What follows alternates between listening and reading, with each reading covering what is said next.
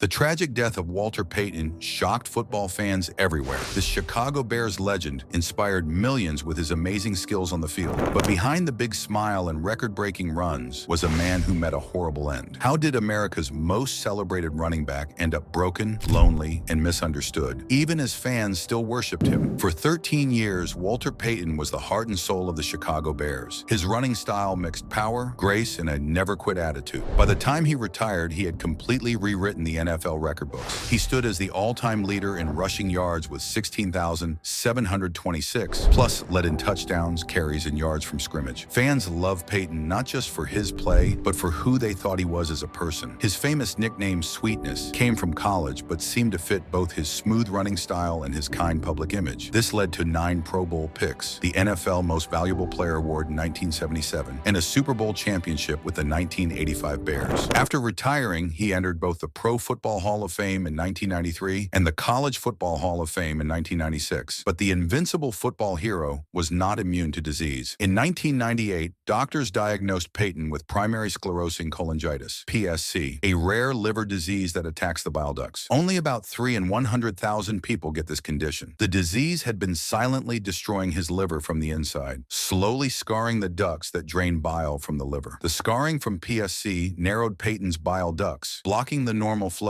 and causing damage throughout his liver. As the disease progressed, a more deadly complication appeared. Payton developed cholangiocarcinoma, bile duct cancer. Patients with PSC face a risk of this cancer that's 400 times higher than the general population. On February 2nd, 1999, a visibly frail and jaundiced Payton held a press conference to announce his condition. He told the public his only hope was a liver transplant. At first, doctors told him he might need a transplant within 2 years, but just 1 week later, they changed the timeline dramatically. A transplant would be needed by the end of 1999. The cancer diagnosis ended any hope for a transplant. Medical rules state that once a PSC patient develops cancer, a liver transplant is no longer an option. The drugs needed to prevent organ rejection would actually speed up the cancer's growth. This medical catch-22 meant Payton's fate was sealed. Despite chemotherapy and radiation treatments, the cancer spread quickly. Walter Payton died on November 1st, 1999, at his home near Chicago. He was just 45 years old. Even as his health failed in his final weeks, Payton worked on his autobiography, titled Never Die Easy, the motto that had defined his running style and approach to life. 12 years after Payton's death, sports writer Jeff Pearlman released a book that would forever change how people saw the football legend. Sweetness, The Enigmatic Life of Walter Payton, hit shelves in 2011 after interviews with nearly 700 sources, including family, friends, and teammates. The biography painted a very different picture of the man behind the nickname. According to the book, Payton struggled with serious painkiller abuse after retiring. The book claimed that during his playing days, he popped Darvon robotically and continued after retirement with a regular mix of Tylenol and Vicodin. One disturbing story told how, in 1988, Payton visited multiple dental offices complaining of tooth pain to get several prescriptions for morphine. He then filled these at different drugstores, which reportedly led to a police warning. His longtime agent, Bud Holmes, was quoted saying he saw Payton walk out of the locker room with jars of painkillers,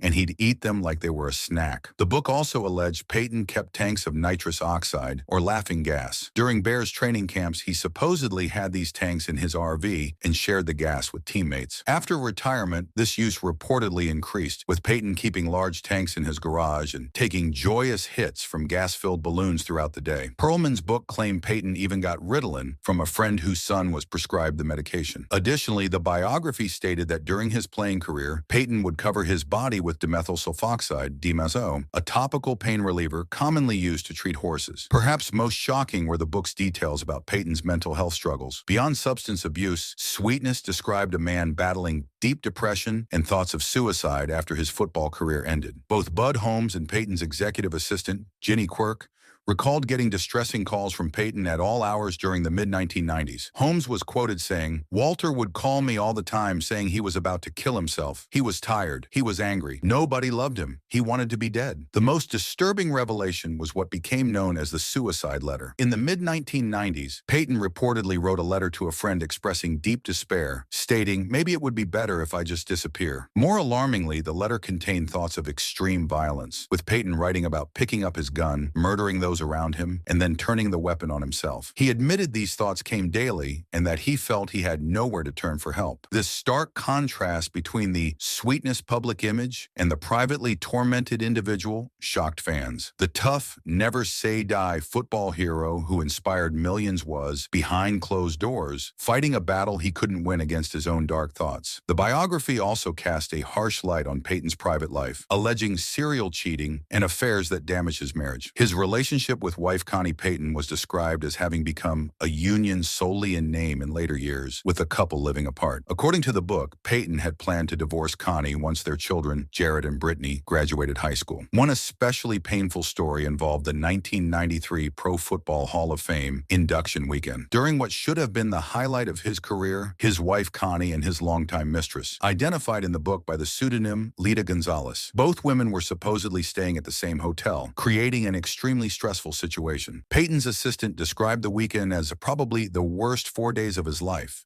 The book even claimed that Payton fathered a son from an affair in the mid-1980s, who he never met or publicly acknowledged, though he did provide financial support. Ironically, this happened around the same time his daughter Brittany was born. Despite these alleged private circumstances, Walter Payton was once named Chicago's Father of the Year. When Perlman's book was published, the backlash was fierce. Former Bears coach Mike Ditka led the charge, famously stating he would spit on Perlman if he ever met him. Ditka called the author a gutless individual and dismissed the book as pathetic and despicable, arguing it served no purpose and was just a money grab. The Payton family's response was more measured. In a collective statement, Connie Payton, their children, and the Walter and Connie Payton Foundation acknowledged that Walter, like all of us, wasn't perfect, and that the challenges he faced were well known to those of us who loved and lived with him. They stated that recent disclosures, some true, some untrue, do not change his standing as a great father and football icon. Eddie Payton, Walter's brother, later wrote his own book, Walter and Me, Standing in the Shadow of Sweetness, directly challenging Perlman's portrayal. Eddie's book suggested that Walter's behavior might be explained by underlying conditions like ADHD and CTE, chronic traumatic encephalopathy, from football concussions. Despite the controversies, Walter Payton left a positive mark through his public battle with liver disease. After announcing his illness, the state of Illinois saw a 25% increase in registered organ donors. David Bosch of the Gift of Hope Organ and Tissue Donor Network noted that